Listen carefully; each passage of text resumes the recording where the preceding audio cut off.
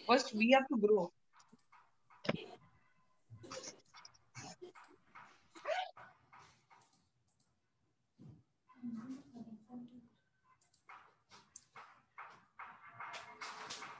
So can we pray start చేసుకుందామా?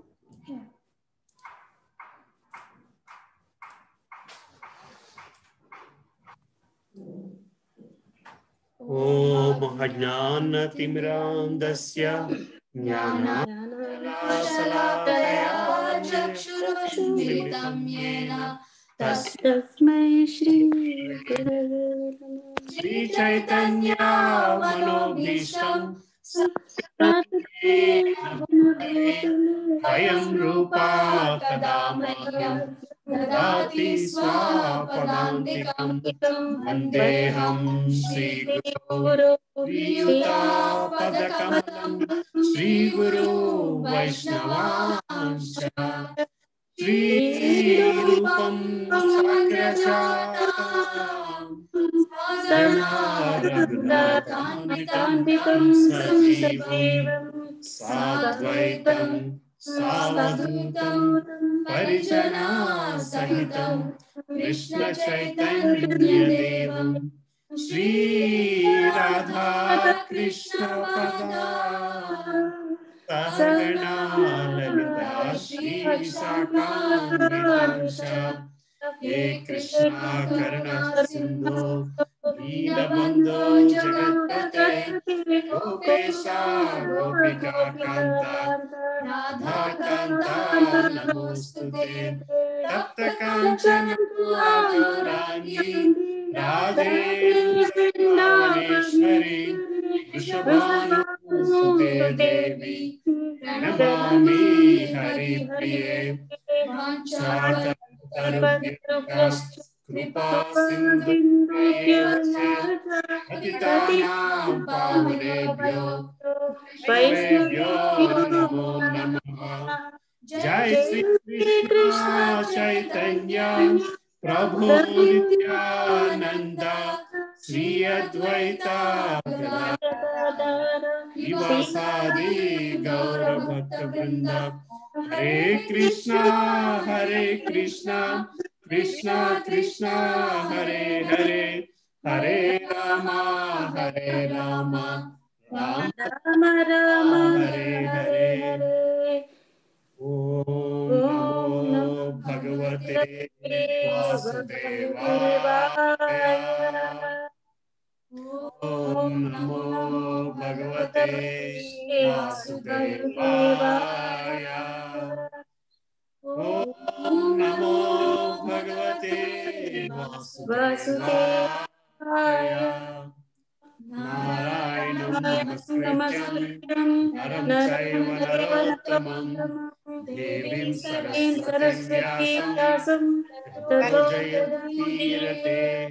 నష్టప్రాయేషు భద్రేషు నిత్యం భాగవతేయ భగవతి శ్లోకే భక్తి భవతి కృష్ణాయ వాసుదేవాయ దేవకీ నందనాయ చ నందగోపకుమారాయ గోవిందాయ నమో నమః. Namo ధన్యాయ కృష్ణ ప్రేమ కృష్ణ ప్రేమ ప్రదాయతే కృష్ణాయ కృష్ణ నామినే గౌరవే నమః.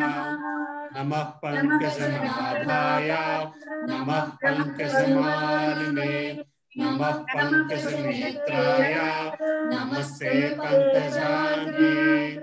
నమో బ్రహ్మణ్యాయ దేవాయ గో బ్రాహ్మణాయ హితాయ చ జగద్ధితాయ గోవిందాయ నమో నమః.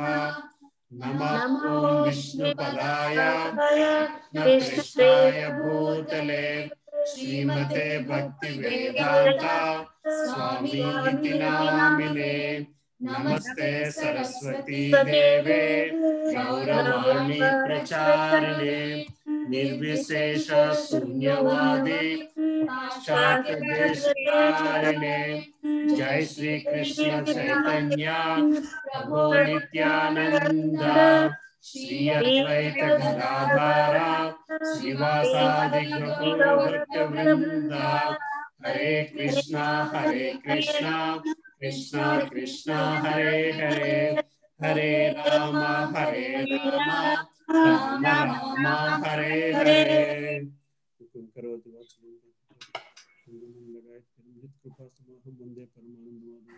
హరే కృష్ణ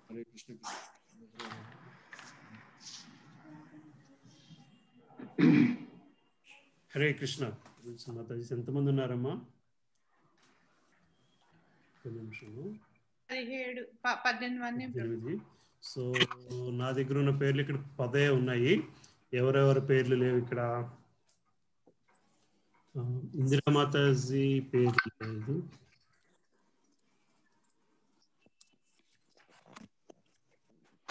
ఇప్పుడు ఇంకో శారదా గారు కనబడ్డారు. శారదా గారు వచ్చారు. కుమారి అని రాయండి, లేకపోతే శారదా స్వరూపనేని అని రాయండి. స్వరూపనేని ఏదో వచ్చిందమ్మా. శారదా స్వరూపనేని అని రాయండి. నా పేరు కూడా లేదమ్మా. సుబ్బా. మీ పేరు? సరస్వతి. మావయ్య గారు జాయిన్ అయ్యారు నాన్న మధ్యలో.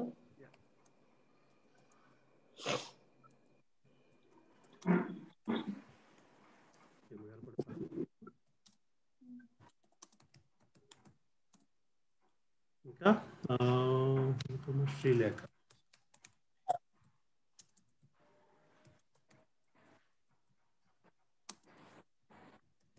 ఎవరైనా ఇద్దరు ముగ్గురు మీ దగ్గర ఉండి ఇద్దరు ముగ్గురు శ్లోకాలు చెప్తారన్నా చెప్పుకుందాం, ప్రాబ్లం లేదు. ఇందిరా మాతాజీ దగ్గర ఉంది కదండి బుక్? ఉందండి, లాస్ట్ ఇయర్ కొన్నారు. Okay okay okay okay. Anusha Mataji దగ్గర కూడా ఉంటుంది.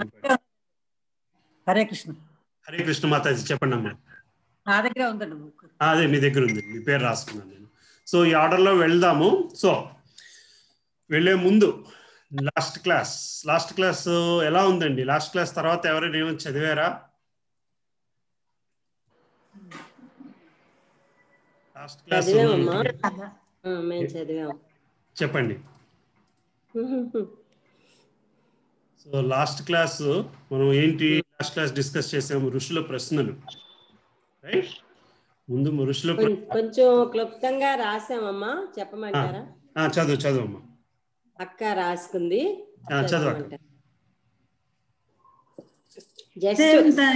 జస్ట్ అంటే కొంచెం తప్పులు వస్తాయేమో చూస్తే. పర్లేదు చదువు.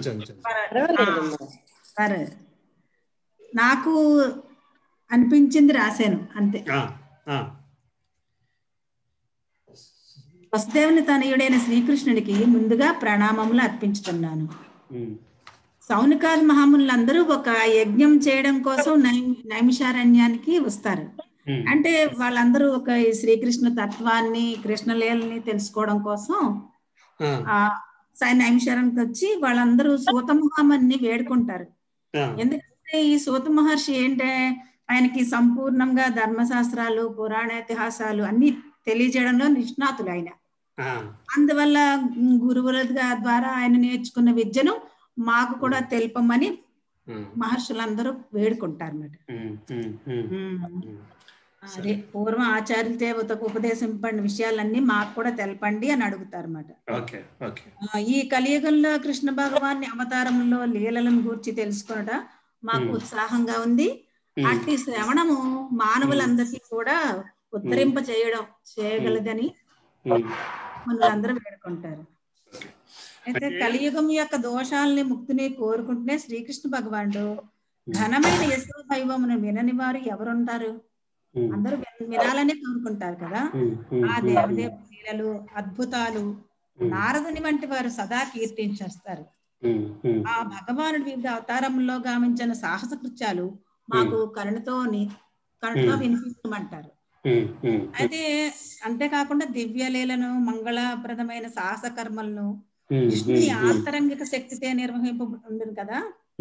కలియుగమునందు దుర్గమమైన సముద్రమును దాటుటకు నావికుని వలె మేము దైవానుగ్రహంతో కలిసామని భావిస్తున్నాము.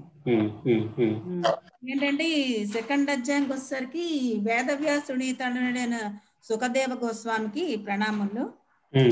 ఈ సూత మహర్షి ఏంటంటే మునులు అడిగిన ప్రశ్నలకి సమాధానం చెప్తూ ఉంటారన్నమాట. ఈ భాగవతం పఠించుటకు మొదట దేవదేవుడైన నారాయణునికి, నరోత్తముడైన నరనారాయణకు, ఋషులతో చదువు తల్లి సరస్వతి దేవికి అందరికి ప్రణామాలు అర్పిస్తుంది.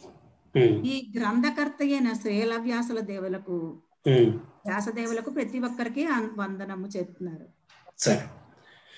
విద్యుక్త ధర్మములు నీయు మోక్షము కొరకే ఉద్దేశింపబడినవి, భౌతిక లాభము కొరకు నిర్వహింపబడరాదు.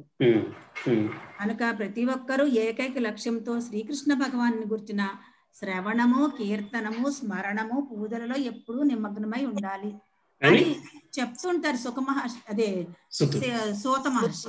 ఈ మునులందరికీ చెప్తూ ఉంటారు. బుద్ధిమంతులైన వారు శ్రీకృష్ణ స్మరణము అనే దివ్య ఖడ్గముతో కర్మ నుండి విముక్తులు అవుతారు అని చెప్తుంటారు. శ్రవణము శుద్ధ భక్తుల సేవల ద్వారా హృదయమునందలి అభద్రతా భావం నుండి విముక్తులై శ్రీకృష్ణ భగవాని యొక్క ప్రేమయుత సేవలను అందించగలరు.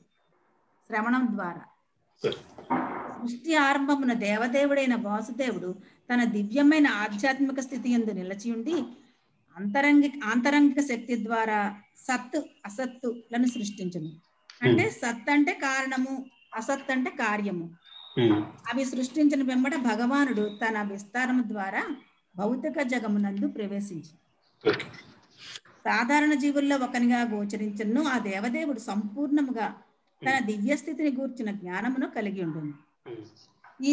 ఈ విధముగా జగన్నాథుడైన శ్రీకృష్ణుడు దేవతలు, మానవులు, జంతువులు మొదలు అందరికీ కూడా ఈ జీవుల్లో నిండి ఉన్న సర్వలోకములను పోషించుచుండను. అతడు అనేక అవతారములు దాల్చి వారిని లీలలను గావించను. అవి ఇప్పుడు సూత మహాముని ద్వారా వీళ్ళు తెలుసుకోవడానికి రెడీగా క్వశ్చన్లు అడుగుతారు, ఈయన ఆన్సర్ చెప్తారు. Correct correct. సో వీళ్ళందరూ ఎక్కడ కలిశారు? నైమిషారణ్యంలో కలిశారు. సో నైమిషారణ్యంలో సుతమునికి భాగవత కథని ఆ ఋషులకు చెప్తుండగా మనకి ఇక్కడ ఫస్ట్ అధ్యాయం స్టార్ట్ అయింది. అసలు భాగవత కథ ఎక్కడ తెలిసింది, ఎందుకు తెలిసింది? సుఖమహర్షి ద్వారా. భాగవత కథ ఎలా వచ్చింది? నారదుడి నుంచి. వ్యాసుడు తన భార్యకి చెప్పగా సుఖదేవ్ గోస్వామి కడుపులో ఉండి విన్నాడు. మహారాజుకి చెప్పింది. పరీక్షిత్ మహారాజుకి ఎప్పుడైతే చెప్తున్నాడో అప్పుడు రకరకాల ఋషులు, మునులు అందరూ వచ్చారు. పరీక్షిత్ మహారాజుకి ఇలా చెబుతున్నారు అని విని అప్పుడు విన్న సుతముని మళ్ళీ మిగతా ఋషులకి నైమిషారణ్యంలో చెప్తున్నారు. అప్పుడు ఆ నైమిషారణ్యంలో వాళ్ళిద్దరి మధ్యన జరిగే డిస్కషన్, నైమిషారణ్యంలో వాళ్ళిద్దరి మధ్య జరుగుతున్న డిస్కషన్ దగ్గర ఈ భాగవత మొదటి స్కందం స్టార్ట్ అవుతుంది. సో మళ్ళీ 4వ అధ్యాయం 3వ అధ్యాయంకి వెళ్ళేసరికి నారదుడికి వ్యాసులకి మధ్య జరిగిన డిస్కషను, ఆ తర్వాత పరీక్షిత్ మహారాజుకి సుఖదేవ్ గోస్వామికి జరిగిన డిస్కషను, అక్కడి నుంచి మళ్ళీ భాగవత కథ వస్తుంది అనమాట. ఇదంతా మళ్ళీ ఫ్లాష్ బ్యాక్ లాగా వెళ్తుంది అనమాట. ఎప్పుడు కూడా భాగవతం అంతా కూడా ఇలా కథల్లో కథ. సుఖదేవ్ గోస్వామి పరీక్షిత్ మహారాజుకి భీష్ముడి గురించి చెప్పినప్పుడు భీష్ముడికి ధర్మరాజుకి మధ్య జరిగిన సంభాషణ అన్ని కూడా అలా సంభాషణ బిట్లుగా ఉంటూ ఉంటుంది. మనం జాగ్రత్తగా అర్థం చేసుకుంటుండాలి.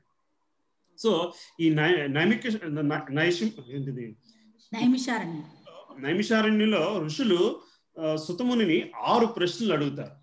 6 ప్రశ్నలు అడుగుతారు. ఏమిటి 6 ప్రశ్నలు? ఎవరైనా చెప్పగలరామా? 9వ శ్లోకంలో ఫస్ట్ ప్రశ్న వస్తుంది. 1వ అధ్యాయం 9వ శ్లోకం అర్థం తీయగలరా? అందులో ఫస్ట్ ప్రశ్న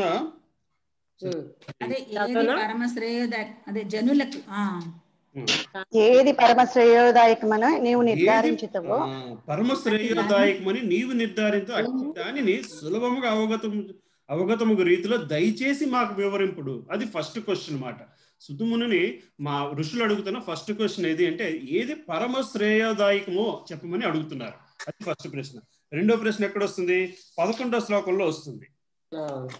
ఓకే, రెండో ప్రశ్న ఇది లాస్ట్ నుంచి లైన్ చదువుకెళ్తే లాస్ట్ నుంచి 2వ లైన్. అదిని సర్వజనులు శ్రేయస్సును కోరి ఆ శాస్త్రములన్నింటి సారమును గ్రహించి తుదుపాదేశము ద్వారా వారి హృదయములు సంతృప్తి దయతో విశదీకింపు.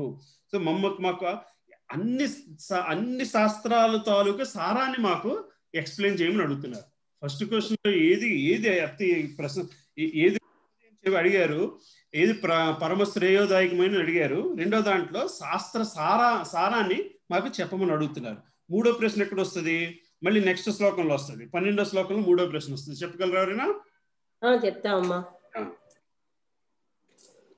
సూత గోస్వామి, నీకు సర్వశుభములు కలుగుగాక. శ్రీకృష్ణుడు ఏ ప్రయోజనం చేత దేవకీదేవి గర్భమున వసుదేవుని తనయునిగా ఆవిర్భవించిన నీవు ఎరుగుదువు, మాకు చెప్పండి అని చెప్తున్నారు. భగవంతుడు శ్రీకృష్ణ భగవానుడు ఎందుకు పుట్టాడు, శ్రీకృష్ణ భగవాను దేవకి కడుపును పుట్టారు, ఎందుకు భూమి మీద అవతరించారు అన్నది మీకు తెలుసు, అది మాకు చెప్పండి అని అడుగుతున్నారు. అది మూడో ప్రశ్న. 17వ శ్లోకంలో వస్తుంది. అవునమ్మా. దేవదేవ కర్మలు అద్భుతములను దివ్యములై ఉన్నవి. మహాముని అయిన నారదుని వంటి వాడు అట్టి దివ్య కర్మలను సదా కీర్తించరు. కనుక ఆ భగవానుడు వివిధ అవతారములతో గావించిన సాహస కృత్యములను శ్రవణాసక్తులమైన మాకు కరుణతో వివరింపు అంటున్నాం. భగవంతుని సాహస అవతారములలో గావించిన సాహస కృత్యములను, సో భగవంతుని అవతారాల గురించి వర్ణింపమంటున్నారు. మొత్తం భాగవతం అంతా అదే మనకి. ఓకే, నాలుగో ప్రశ్న ఏమా? అది ప్రశ్న ఎక్కడ వస్తుంది? నెక్స్ట్ శ్లోకంలోనే వస్తుంది. అవునమ్మా. ఆ దేవదేవుని వివిధ అవతారముల దివ్య లీలలను మాకు వర్ణించి చెప్పండి. 18లో వస్తుంది. 18 నెక్స్ట్ శ్లోకం. ధీమంతుడైన సూత గోస్వామి, ఆ దేవదేవుని వివిధ అవతారాల్లో దివ్యలీలను మాకు వర్ణించి చెప్పుము. అది 18వ శ్లోకంలో వచ్చింది. ఏమని అడుగుతున్నారు? దేవదేవుని వివిధ అవతారములు ఎందులో దివ్య వర్ణించి చెప్పుము. ఓకే, ముందు ఎందుకు అడుగుతున్నారు? ఎందుకు పుట్టారని అడిగారు. ఏమని అడిగారు?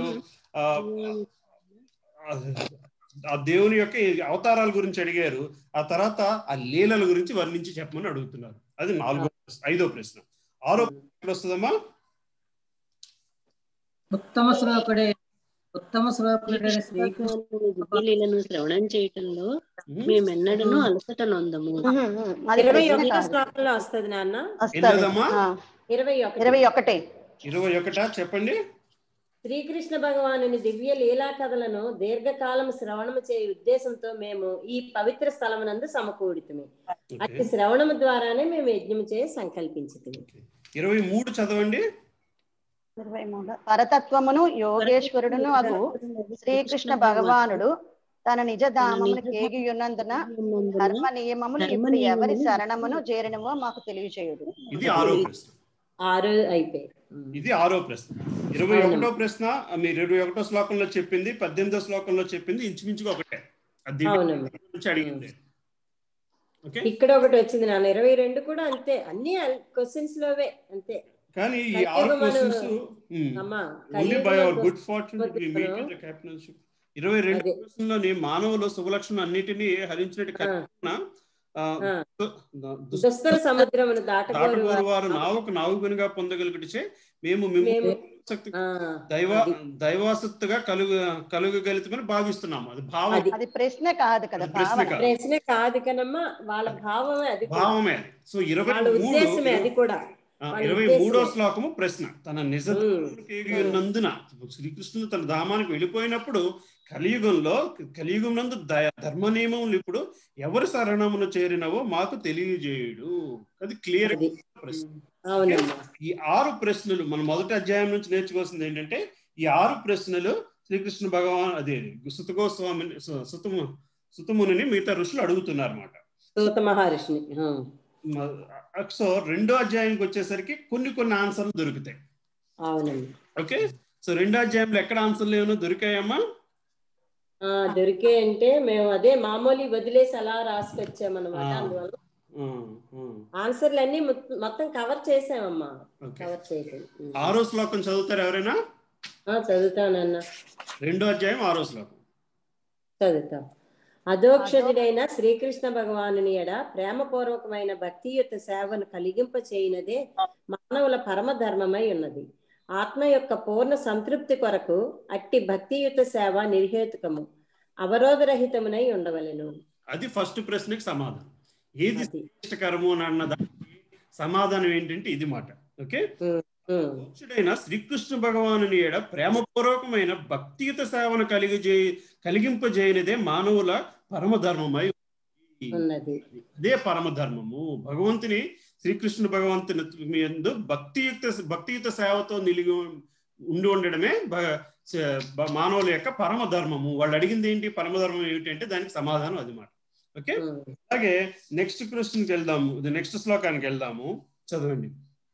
దేవదేవుడైన శ్రీకృష్ణునకు భక్తియుత సేవను గూర్చుట ద్వారా మనుజుడు శీఘ్రముగా నిర్ణయహేతుకమైన జ్ఞానమును జగము నుండి వైరాగ్యమును పొందుచున్నాడు. నిర్హేతుకమైన ఇది శాస్త్ర సారం ఏమిటి అని అడిగితే దానికి సమాధానం. శాస్త్ర సారం ఏమిటి అంటే శాస్త్ర సారం ఏంటి అంటే చెప్తున్నారు. ఏం చెప్పారు? దేవదేవుడైన శ్రీకృష్ణుడు భక్తి సేవను గూర్చుట ద్వారానే మనుషుడు శీఘ్రముగా అంటే తొందరగా నిర్హేతుకమైన జ్ఞానమును జగము నుండి వైరాగ్యమును పొందుచున్నాడు. దానికి మళ్ళీ సమాధానం అన్నమాట. అది మనం సమాధానంగా తీసుకోవాలి. అలాగే మూడో ప్రశ్నకు సమాధానం ఎక్కడొచ్చింది? 12వ శ్లోకంలో వస్తుంది.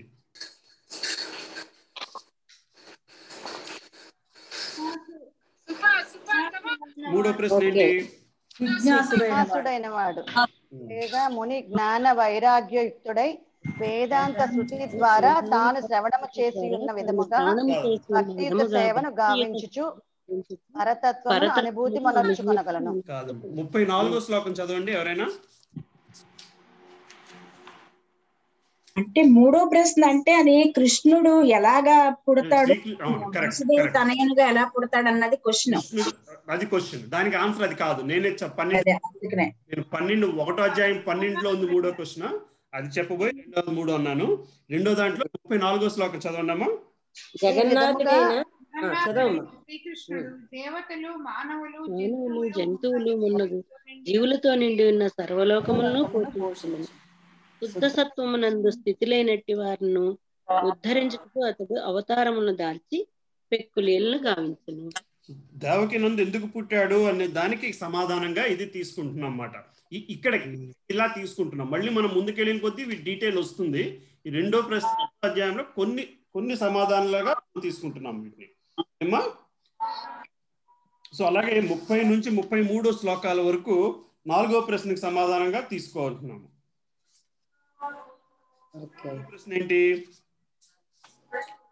17వ శ్లోకంలో వచ్చింది. భగవానుడు అవతారములు గాంచి సాహస కృత్యములు మాకు కరుణతో వివరింపమన్నారు. అది 30 నుంచి 34వ శ్లోకం దాకా 30 నుంచి 33వ శ్లోకాల మీనింగ్స్ లో వస్తుంది. 30వ శ్లోకం ఒకసారి చదువుతారమ్మా? చదువుతామమ్మా. పద్మావతి మాతాజీ చదవండి అమ్మా. సృష్టారంభమున దేవదేవుడైన వాసుదేవుడు తన దివ్యమైన ఆధ్యాత్మిక స్థితి యందు నిలిచి ఉండి అంతరంగిక శక్తి ద్వారా అసత్తులను సృష్టించెను. నెక్స్ట్ ఇది కూడా చదువుతారమ్మా? భౌతిక జగమును సృష్టించిన పిమ్మట భగవానుడైన వాసుదేవుడు తన విస్తారమును ద్వారా దాని యందు ప్రవేశించును. ప్రకృతి జన్య త్రిగుణములను కూడి ఉన్నను సాధారణ వ్యక్త జీవులలో ఒకనిగా గోచరించినను ఆ దేవదేవుడు సదా తన దివ్య స్థితిని గూర్చిన సంపూర్ణ జ్ఞానమును కలిగి ఉండును.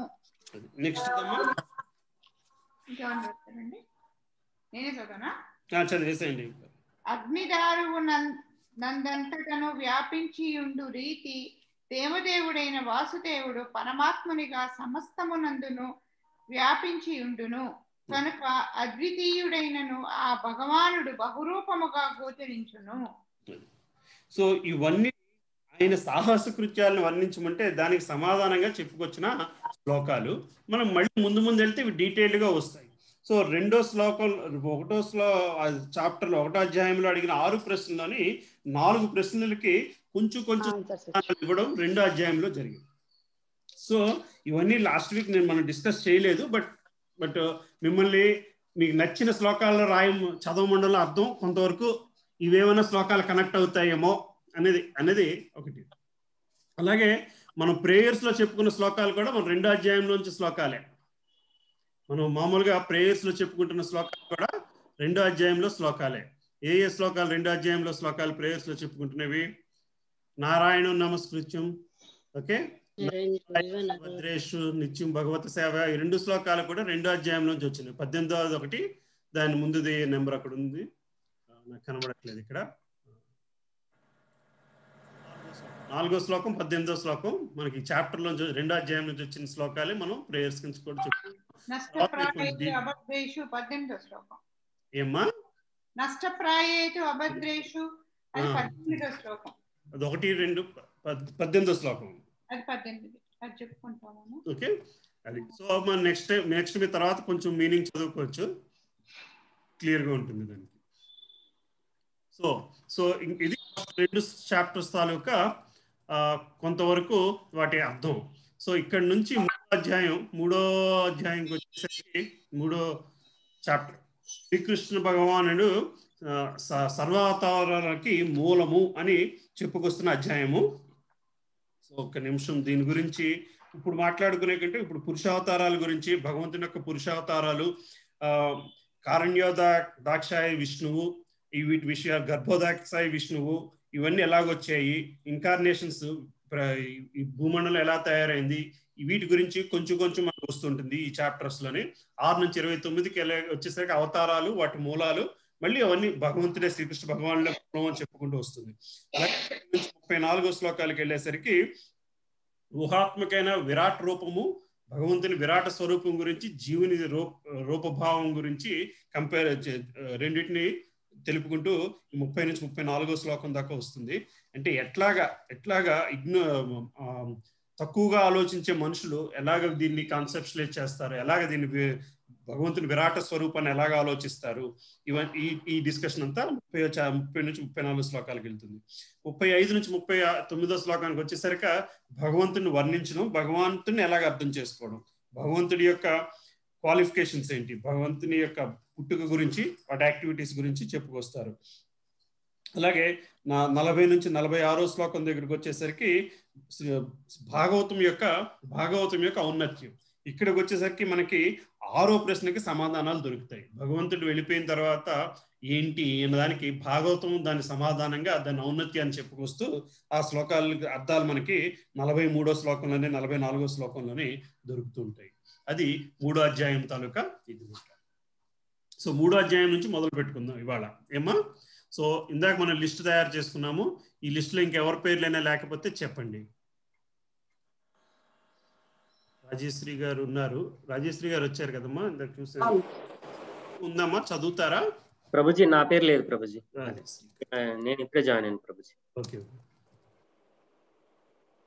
సెకండ్ చాప్టర్ అయిపోయిందా ప్రభుజీ? కంప్లీట్ అయిపోయింది. సెకండ్ చాప్టర్ కంప్లీట్ చేసామండి లాస్ట్ క్లాస్ లో. ఇంకెవరు చదివే వాళ్ళు ఎవరున్నారమ్మా? విజయమాతాజీ చదువుతారమ్మా? నా దగ్గర బుక్స్ లేవండి. బుక్స్ లేవమ్మా? చదవాలి, వింటారా? శ్రీకాంత్ ప్రభు. ప్రభుజీ శ్రీకాంత్ ప్రభుజీ పేరు ఒకటి ఉంది. సరే, ఇంకెవరైనా పేర్లు ఉంటే ప్రభు పుస్తకాలు ఉన్నాయండి మీ దగ్గర? ఉంది ప్రభుజీ. మీ పేరు రాస్తున్నాను అయితే. సరే Prabhuji. Prabhuji second chapter ఎప్పుడైంది Prabhuji? Last class లోనే ఫస్ట్ 2 చాప్టర్స్ చదువుకున్నాం ప్రభు. అవునా? ఫస్ట్ చాప్టర్ ఒకటి చదివాను. Okay, correct. Okay, first 2 chapters చదువుకున్నాం. ఓకే, ఇంకెవరి పేరు నుండి చూద్దాం. సరే, సో లాస్ట్ క్లాస్ లో మనకు ఒక వచ్చిన అబ్జర్వేషన్ ఏంటంటే, తక్కువ శ్లోకాలు ఒక్కొక్క శ్లోకం చదువుతుంటే ఎక్కువ చదువుతున్నట్టు భావం రావట్లేదని. సో ఒక్కొక్కరు 3 శ్లోకాలు చెప్పని చదువుకుందాము. ఈ రెండు అధ్యాయాలు కలిపి మనకి 3-4 అధ్యాయాలు కలిపి 90 శ్లోకాల దాకా ఉన్నాయి. సో 3 శ్లోకాలు చదువుకుంటే మనకి మాక్సిమం 2 రౌండ్లు వస్తుందేమో. సో 3వ అధ్యాయము శ్రీకృష్ణ భగవానుడు సర్వావతారములకు మూలము. ప్రభుపాదుల వారు రచించిన అనువాదం, ఇంగ్లీష్ అనువాదానికి తెలుగు అనువాదాన్ని మనం చదువుకుంటున్నాము. సో 1వ శ్లోకం. సుతగోస్వామి పలికిను, సృష్టి ఆరంభమున శ్రీకృష్ణ భగవానుడు విశ్వరూపముగానున్న పురుషావతారమును స్వీకరించి భౌతిక దృష్టికి అవసరమైన మహదాదులను సృష్టించాను. ఈ విధముగా తొలుతూ భౌతిక కర్మలకు సంబంధించిన 16 తత్వములను సృజింపబడినవి. భౌతిక జగమును సృష్టించే ప్రయోజనమునకే ఇది ఎంతయో నిర్వహింపబడెను.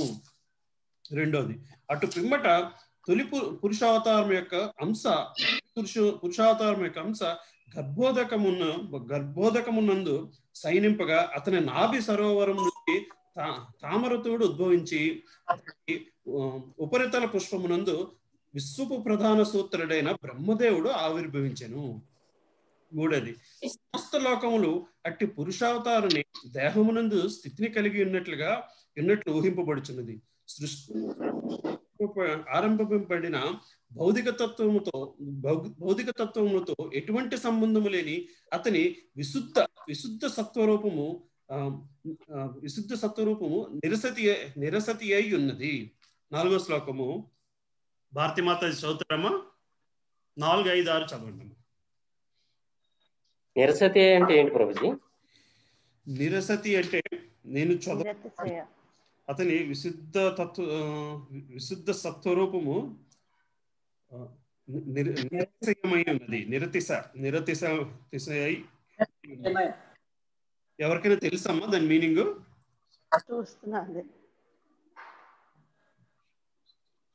విష్ణు భగవానుడి దివ్యమైన ఆధ్యాత్మిక రూపములు అతని ఆంతరంగిక శక్తిదే అతని అసంఖ్యాక అవసరముల వ్యక్తీకరణ కూడా మహతత్వము యొక్క సంపర్కమే మాత్రమే లేకుండా సదా అటు దివ్య లక్ష్యములనే సంతరించుకొని ఉండును.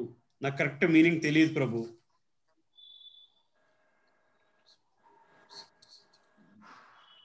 నో ప్రాబ్లం ప్రభు.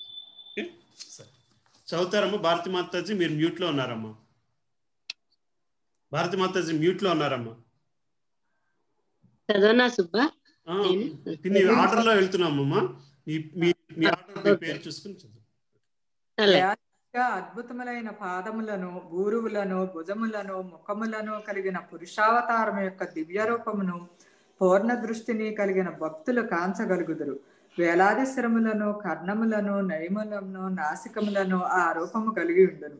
అవన్నీయును వేలాది కిరీటములతో, దేదీప్యమానమైన కర్ణాభరణములతో, దివ్యమైన పూమాలలతో అలంకరింపబడి ఉండును.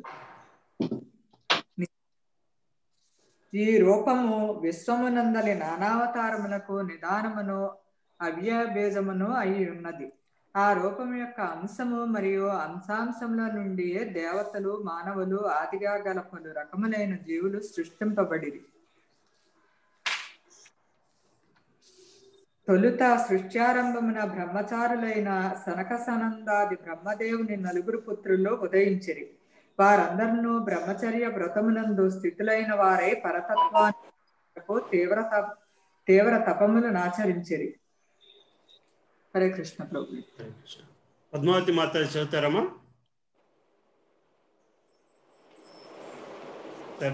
7 నుంచి మా మ్యూట్ లో ఉన్నారు పద్మావతి మాతాజీ. హరే కృష్ణ. ద్వితీయావతారమున సర్వ యజ్ఞములకు పరమ భోక్త అయిన భగవానుడు వరాహావతారమును దాల్చి ధరిత్రి యొక్క క్షేమం కొరకై దానిని రసాతలము నుండి ఉద్ధరించెను. పిదప ఋషి సర్గమునందు భగవానుడు తృతీయముగా శక్యావేశ అవతారమైన దేవర్షి నారదుని దేవతలతో గొప్ప ఋషి అయిన రూపమున అవతరించెను. ఈ అవతారమున అతడు భక్తియుత సేవకు సంబంధించినయు నిష్కామ కర్మను ప్రేరేపించుననియు నగు వేద వివరములను సంగ్రహించెను. 4వ అవతారమున భగవానుడు రాజైన ధర్ముని భార్యకు నరనారాయణుడి వలె కమలపుత్రులుగా జన్మించెను. ఆ విధముగా అవతరించి అతడు తీవ్రమును మార్గదర్శకమును అయిన తపస్సును ఇంద్రియ నిగ్రహము కొరకై వనరించెను. ఇక్కడ మనకి అవతారాల గురించి చెప్పుకొస్తున్నారమ్మా. ఫస్ట్ ఏం చెప్పారు? తొలుత సృష్టారంభమున బ్రహ్మచారులైన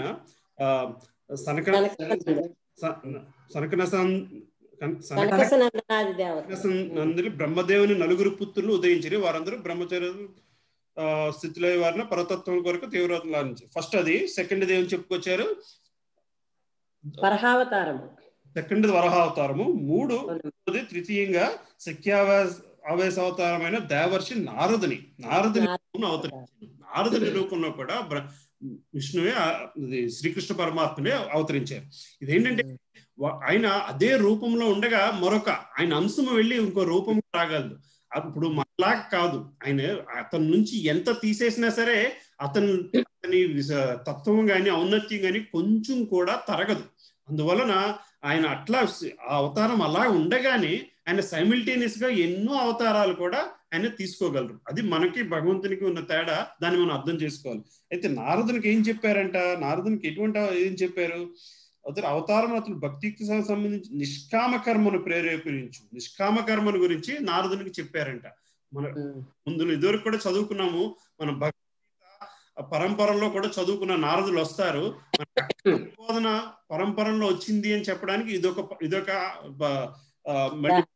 ఎగ్జాంపుల్ మాట. మన నారదునికి కూడా భగవంతులు ఆయన రూపంలో వచ్చినా సరే నారదుని ద్వారా అది ప్రజలకు చేయాలి అని చెప్పి ఆయన చెప్పుకొచ్చారు. 4వ అవతారము భగవానుడు రాజైన ధర్ముని భార్యకు నరనారాయణుడి కవలపుత్రులుగా జన్మించారు. ఓకే, అతను తీవ్రమును మార్గదర్శనమైన తపస్సును ఇంద్రియ నిగ్రహం కొరకే వనరించారు. సో ఒక్కొక్క అవతారము కూడా మనం చూస్తే మనం భగవద్గీతలో చదువుకున్న ఒక్కొక్క అంశం గురించి ఒక్కొక్క అవతారం స్పెసిఫిక్ గా వస్తూ ఉంటుంది. నారదుడు కూడా కృష్ణుడు అవతారం అని ఈ రోజు, నారదుడు కూడా కృష్ణుడు అవతారమే అని మనకి భాగవతం చెప్తుంది. ఈ రోజు తెలిసింది. వాటి శక్తిని బట్టి వారి అంశాలు అలా వస్తాయి. రావణుడు వచ్చినప్పుడు తనే వస్తారు. అది కొన్ని వందల అవతారాలు ఉన్నాయి సార్, ఉన్నాయి ప్రభు. అది చదవనా? 5వదైన కపిలావతారము సిద్ధులైన వారి యందు అత్యంత శ్రేష్టమై ఉన్నది. సృష్టి తత్వములు సాంఖ్య జ్ఞానమునకు సంబంధించిన వివరణను అతడు ఆసురి బ్రాహ్మణునకు వసగను. కాలక్రమమున అట్టి జ్ఞానము నశించి ఇందుకే అందులకు కారణము. తరువాత అత్రి మహర్షి తనయుడే పురుషుని 6వ అవతారము. అవతారమునకై ఆర్దించి ఉన్న అత్రి భార్య అయిన అనసూయాదేవి గర్భమున అతడు జన్మించి అలర్కుడు, ప్రహ్లాదుడు మరియు ఇతరులకు అనగా యదువు, హైహయాదులకు ఆధ్యాత్మిక విషయమునందు బోధ గావించెను. 12 ప్రజాపతి అయిన రుచి అతని భార్య అయిన ఆకుతి తనయుడైన యజ్ఞుడే 7వ అవతారము. తన తనయుడైన యముని వంటి దేవతలతో సహకరింపబడిన వాడే అతడు స్వయంభవ మన్వంతర కాలమును పాలించెను. ఇంకా అలా వరుసగా అవతారాల గురించి చెప్పుకెళ్తున్నాము. నెక్స్ట్ చదువుతున్నారు కళామాతాజీ. మహారాజు నాభి మరియు మేరు దేవి యొక్క సంతానమైన వృషభదేవుడు 8వ అవతారము. పూర్ణమైన ఇంద్రియ నిగ్రహము కలిగి సర్వాశ్రముల వారిచే గౌరవింపబడు ధీరులు అనుసరించినటువంటి పూర్ణత్వ మార్గమును అతడు ఈ అవతారమును చూపెను. ఓ బ్రాహ్మణులారా, ఋషులచే ప్రార్థింపబడిన వాడై భగవానుడు 9వ అవతారమున పృథు మహారాజు రూపమున స్వీకరించును. పృథు మహారాజు వివిధ ఔషధుల ఉత్పత్తికై భూమిని దున్నిన కారణం అది అత్యంత సౌందర్యవంతమును ఆకర్షణీయమును ఒప్పారెను. చాక్షుష మన్వంతరము పిదప సంపూర్ణ ప్రళయము సంభవించి జలము యొక్క అడుగు భాగములోనికి భూమి మునిగిపోయినప్పుడు భగవానుడు మత్స్య రూపమును స్వీకరించి వైవస్వత మనవును నావయందు నిలిపి రక్షించెను. చూస్తున్నారు కదా ఎన్ని అవతారాల గురించి చెప్పుకొస్తున్నారో, మనం డీటెయిల్డ్ గా చదివితే క్లియర్ గా అర్థమవుతాయి. ఒక్కొక్క చాక్షుష మన్వంతరం అంటే ఎన్నో మన్వంతరం, అది ప్రతి మనువుకి ప్రళయం సంభవించిన అవసరం లేదని శ్రీమద్ భాగవతం యొక్క ఆది వ్యాఖ్యాత అయిన శ్రీధర స్వామి వారు పలికిండ్రి. కానీ సత్యవ్రతునకు కొన్ని అద్భుతములను చూపెడి నిమిత్తమే చాక్షుష మన్వంతరం అంటే మరి ఎన్నో మన్వంతరం అది. అప్పుడు మాత్రం ప్రళయం సంభవించినప్పుడు మళ్ళీ భగవంతుడే మన్వంతరం నుంచి మన్వంతరానికి కనెక్షన్ కోసము మత్స్యరూపాన్ని స్వీకరించారంట. మన మత్స్యావతారం ఇంపార్టెన్స్ ఇక్కడ వస్తుందేమో. అది నాన్న అక్కడ ఆ సమయంలో వచ్చిందట. విష్ణు ధర్మోత్తర పురాణము, మార్కండేయ పురాణము, హరివంశమాది పెక్కు ప్రామాణిక గ్రంథాలు కూడా అవన్నీ ఆ టైంలో బయటకు వచ్చాయి. ఆ టైంలో బయటకు వచ్చాయి. Okay okay. నెక్స్ట్ 16 నుంచి ఎవరు చదువుతారమ్మా? చదువుతాను. 11వ అవతారమున భగవానుడు కూర్మ రూపమును ధరించెను. విశ్వమునందలి దేవతలు దానవులనర్చిన సముద్ర మంతన కార్యమునందలి కవ్వమైన మందార చలమునకు కూర్మ అవతార కవచము ఆధారమయ్యెను. 17 12వ అవతారము భగవానుడు ధన్వంతరి రూపమున ధరించెను. పిదప 13వ అవతారము సుందర స్త్రీ రూపములో దానవులను మోహపరిచి దేవతలకు అమృతము నొసగెను. 18 14వ అవతారము భగవానుడు నృసింహునిగా అవతరించి వడ్రంగివాడు వెదురను చీల్చివేయినట్లు తన వాడి అయిన నఖములతో దానవుడైన హిరణ్యకశిపుని దృఢమైన శరీరమును చీల్చివేసెను. మళ్ళీ 18వ అవతారం మనకు తెలిసిన నరసింహ అవతారము. పూర్తిగా దాని గురించి మళ్ళీ ప్రకటన చరిత్ర ఒక క్యాంటో ఒక స్కందం మొత్తం వస్తుంది. మళ్ళీ అవతారాలన్నీ కూడా మళ్ళీ మనకి ముందు వస్తాయి. అయితే ఇంట్రడక్టరీగా ఇక్కడ చెప్పుకొస్తున్నారు. నెక్స్ట్ 19 నుంచి ఎవరు చదువుతున్నారు? అనుష మాతాజీ చదువుతున్నారమ్మా? ప్రభుజీ నా దగ్గర బుక్ లేదు ప్రభుజీ. సరేనమ్మా. పిన్ని చదువుతారా పిన్ని? 19 నేనమ్మా చదవండి. 19 15వ అవతారమైన భగవానుడు వామనుని రూపమును స్వీకరించి బలి మహారాజు ఏర్పరిచిన యజ్ఞస్థలని దర్శించెను. త్రిభువన రాజ్యమును తిరిగి పొందవలనని వృధిలో తెలియచి ఉన్నను అతడు కేవలము 3 అడుగుల నేలను మాత్రమే దానముగా కోరెను. 20 16వ అవతారము భగవానుడు భృగుపతి రూపమున బ్రాహ్మణుల ఎడ తిరుగుబాటు ధోరణి చూపిన క్షత్రియుల పట్ల కుపితుడై వారిని 21 మార్లు నశింపజేసెను. 21 తదుపరి 17వ అవతారమున భగవానుడు పరాశరముని ద్వారా సత్యవతి గర్భమున శ్రీ వ్యాసదేవుని రూపమున అవతరించెను. జనాసామాన్యము అల్పమేధస్సు గలవారగుట్టను గాంచి అతడు ఏకముగా నున్న వేదమును పలు శాఖోపశాఖలుగా విభజించెను. వామనావతారం గురించి మాట్లాడుకున్నాం. మళ్ళీ వ్యాసదేవుల రూపం కూడా శ్రీ భగవంతుని రూపమే. వ్యాసుని కూడా అవతారం కూడా వ్యాసునిగా పుట్టి మనకి వేదాలను అందించడానికి సహకరించబడ్డది అవతారం కింద మనకి భాగవతంలో చెప్తున్నారు. మధ్యలో పరశురాముడు కూడా వచ్చింది. పరశురాముడు దాని ముందు పరశురాముడు క్షత్రియులు ఏడ కుపితుడైన వారిని 21 సార్లు నశింపు చేసిన అవతారం అది. 27 సో 22వ శ్లోకము జగదాంబ గారు చదువుతారమ్మా? హరే కృష్ణ. 18వ అవతారమున భగవానుడు శ్రీ రామచంద్రునిగా అవతరించెను. దేవతలకు ముదమున కార్యమును గావించుట కొరకు అతడు సముద్రమును బంధించి ఒడ్డున గల దానవుడైన రావణుని సంహరించడం ద్వారా మానవాతీత సత్తును ప్రదర్శించెను. 23 19వ మరియు 20వ అవతారములందు భగవానుడు స్వయముగా బలరాముడు మరియు శ్రీకృష్ణుడుగా వృష్టివంశమునందు ఆవిర్భవించాను. ఆ విధముగా నడిచి అతడు భూభారము తొలగించెను. 24 శ్రద్ధావంతులైన ఆస్తికులకు ద్వేషించే వారిని సమ్మోహపరచు ఉద్దేశముతో కలియుగారంభమునందు భగవానుడు గయా ప్రాంతమున అంజనైన యుద్ధునిగా అవతారం దాకా చెప్పుకొచ్చారు ఏమ్మా. బలరాముడు అవతారము, బుద్ధ అవతారము.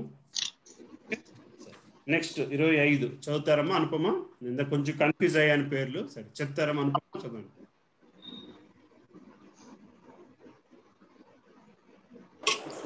అనుపమ మీ వాయిస్ రావట్లేదమ్మా. హలో 25వ శ్లోకం. హలో ఇప్పుడు వినబడుతుంది, చదవండి అమ్మా. వినిపిస్తుందా?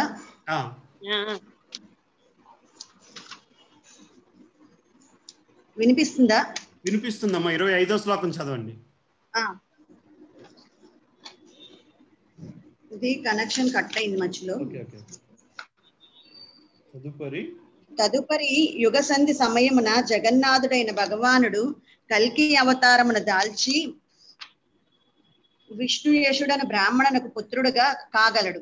ఆ సమయమున భూపాలకులందరూ చోరులుగా పతితులై ఉందురు.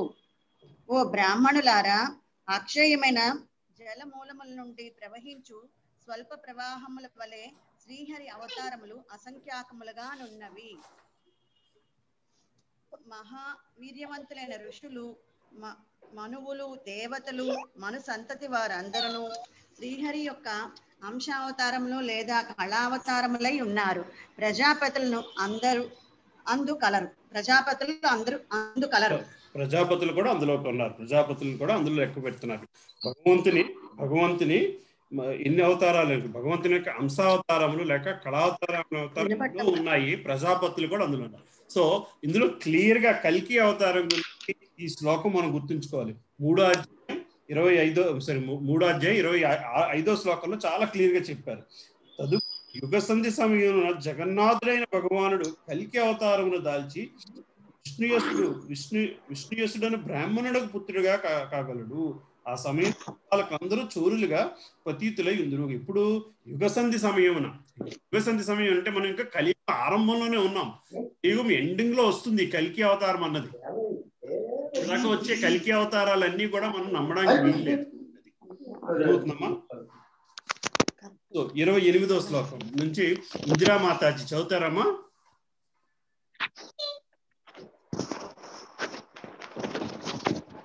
ఇందిరామాతాజీ ఉన్నారమ్మా? కనెక్షన్ బ్రేక్ అయిపోయినట్టున్నారు. సరే, శారదా గారు చదువుతారమ్మా? చదువుతానండి. హరే కృష్ణ. హరే కృష్ణ మాతాజీ చదవండి అమ్మా. 28. హరే కృష్ణ. ఇంతవరకు పేర్కొనబడిన అవతారములన్నీయును భగవానుని అంశావతారములు లేదా కళావతారములై ఉన్నవి. కానీ శ్రీకృష్ణుడు మాత్రము స్వయముగా భగవానుడై ఉన్నాడు.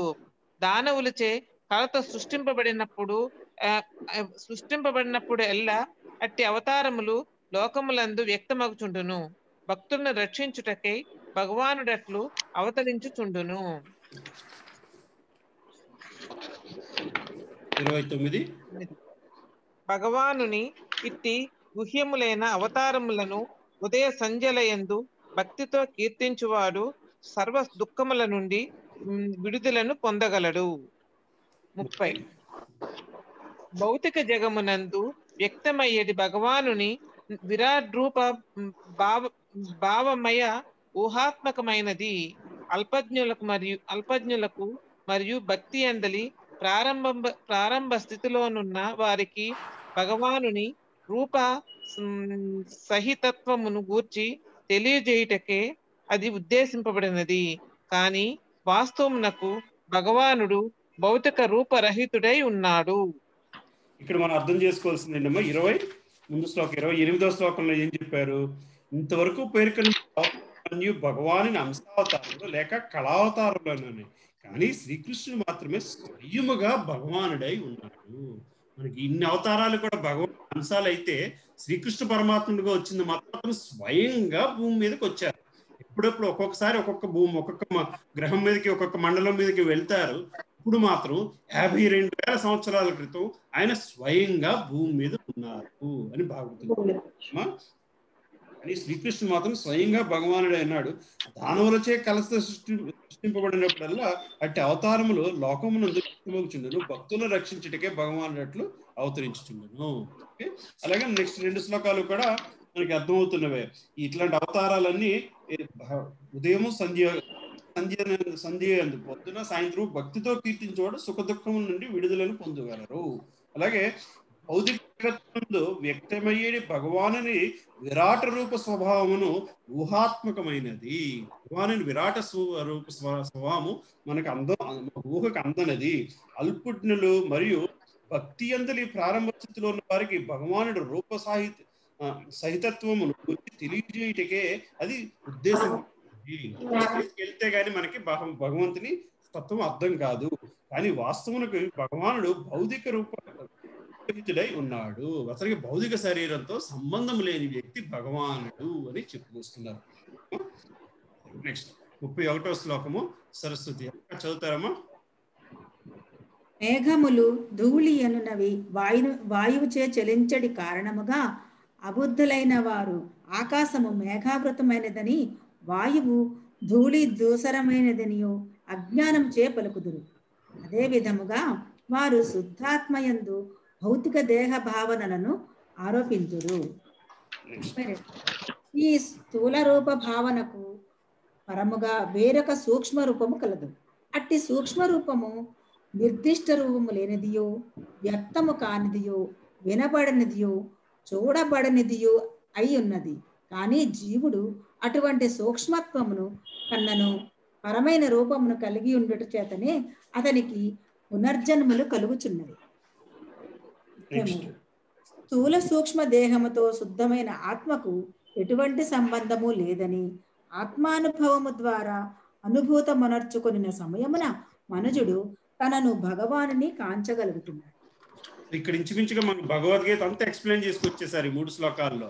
ఓకే, 3 శ్లోకాల్లో చెప్పింది ఏంటి? ఆత్మ తాలూకు స్వరూపము, సూక్ష్మ స్వరూపము, సూక్ష్మతత్వము ఏంటిది. కానీ జీవుడు అటువంటి సూక్ష్మతత్వం కన్నాను పరమైన రూపమును కలిగి ఉండిచే అతనికి పునర్జన్మలు కలుగుచున్నవి. సో మనకు పునర్జన్మలు ఎందుకు వస్తున్నాయి? మన సూక్ష్మతత్వం గురించి, భౌతిక శరీరము, సూక్ష్మ శరీరము రెండింటి గురించి కూడా చెప్పుకొచ్చారు. ఓకే, ఇప్పుడు 3వ శ్లోకంకి వచ్చేసరికి స్థూల సూక్ష్మ దేహాలతో శుద్ధమైన ఆత్మకు ఎటువంటి సంబంధము లేదు. మనకు 13వ చాప్టర్ 6వ శ్లోకంలో వస్తుంది దీని గురించి. స్థూల శరీరం గురించి, సూక్ష్మ శరీరం గురించి, ఈ రెండిటితోని ఆత్మకు సంబంధం లేదని ఆత్మానుభవం ద్వారా ఆత్మభూతం అనర్చుకునవలేనని కొనిన సమయమున మనుజుడు తనను భగవానుని గాంచగలుగుచున్నాడు. ఎప్పుడైతే మనకి స్థూల శరీరం వేరు, సూక్ష్మ శరీరంతో సంబంధం లేని ఒక వ్యక్తి మనలో ఉన్నాడు, అది ఆత్మ సాక్షాత్కారాన్ని మనం ఎప్పుడైతే చేసుకోగలుగుతామో అప్పుడు మనము భగవంతునితో బంధం ఏర్పరచగలుగుతాము అనేది ఇక్కడ క్లియర్ గా చెప్పుకొచ్చాము. చూస్తున్నామా? సరే, నెక్స్ట్ ప్రసాద్ గారు చదువుతారండి. మా గారు 34వ శ్లోకం.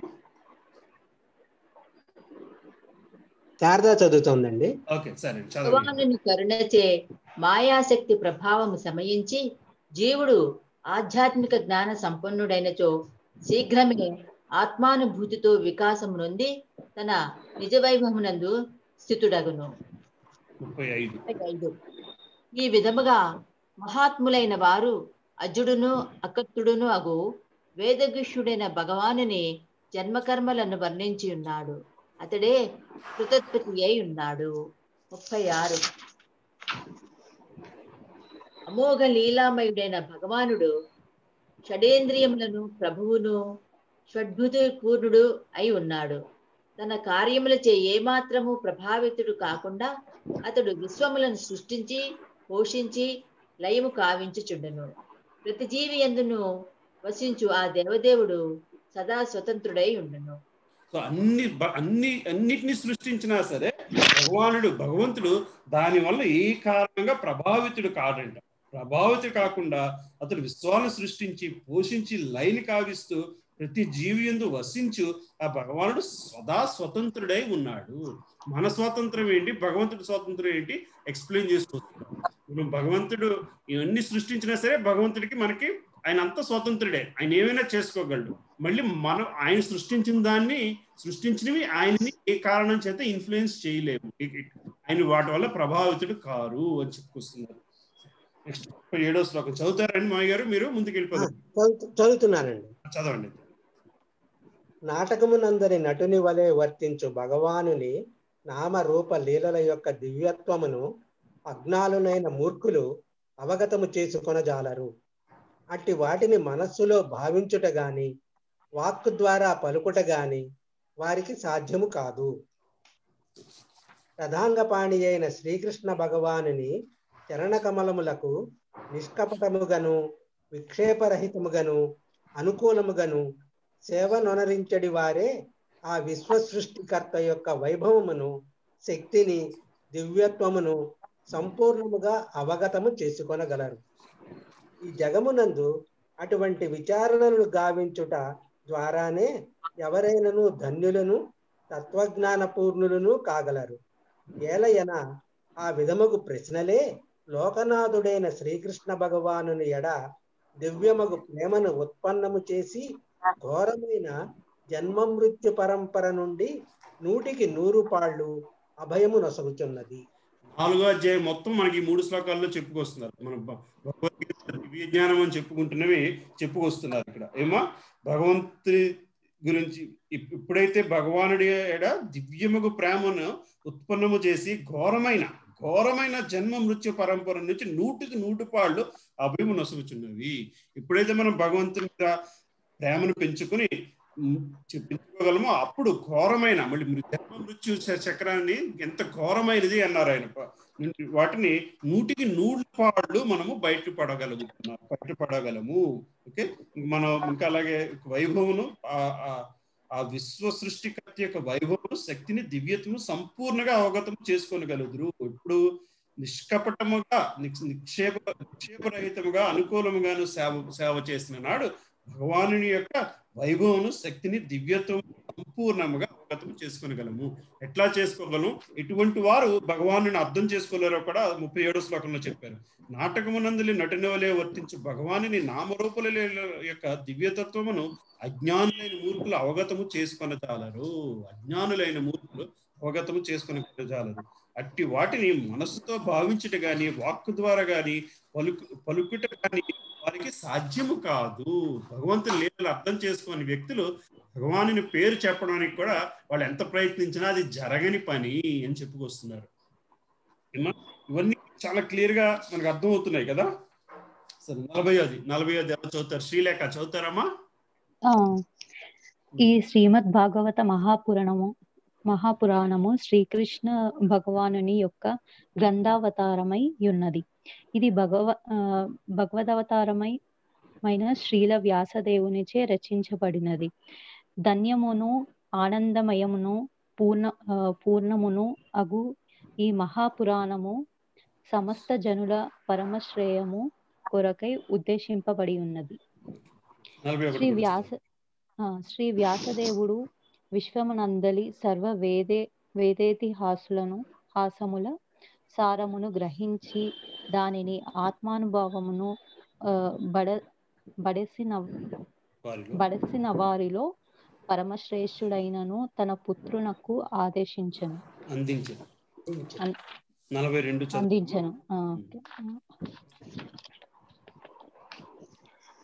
తదుపరి వ్యాసనందనునై శుకదేవ గోస్వామి గంగాతటమున ఋషులచే పరివేష్టితుడై ఆహార పానీయములో లేకుండా మృత్యువుకై ఎదురు చూచుచున్న పరీక్షిత్ మహారాజులకు ఈ శ్రీమద్ భాగవతమును ఉపదేశించను. ఈ 3 శ్లోకాలు భాగవత పురాణం యొక్క విశిష్టత గురించి చెప్పుకుంటున్నారు. ఈ శ్రీమద్ భాగవత పురాణము శ్రీ కృష్ణ భగవాను యొక్క గ్రంథావతారమై ఉన్నది. కృష్ణ భగవాను యొక్క గ్రంథావతారము. ఎందుకు మనం భాగవతాన్ని ఇంటికి తెచ్చుకోవడం అంత ఇంపార్టెంట్ అని చెప్తున్నాము ఇప్పుడు అర్థం చేసుకోండి. ఇది భగవంతుని యొక్క గ్రంథావతారము, గ్రంథ రూపము భాగవతం. ఓకే, ఏమండి, ఇది భగవతారమైన శ్రీ వ్యాసదేవుచే రచింపబడింది.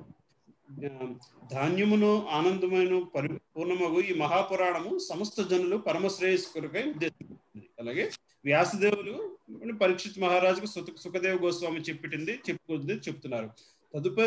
తదుపరి వ్యాసనందుడైన సుఖదేవ గోస్వామి గంగాతటమున ఋషులచే పరివేష్టితుడైన ఆహార పానీయములు లేకుండా మృత్యువుకై ఎదురు చూస్తున్న పరీక్షిత్ మహారాజుకు ఈ శ్రీమద్ భాగవతుని ఉపదేశించారు. 7 రోజులు కనీసం మంచినీళ్ళు కూడా ముట్టుకోకుండా ఎప్పుడు చనిపోతానా అని వెయిట్ చేస్తున్న పరీక్షిత్ మహారాజుకి చెప్పిన శ్రీమద్ భాగవతాన్ని మనం ఈ రోజు చదువుకుంటున్న వెర్షన్.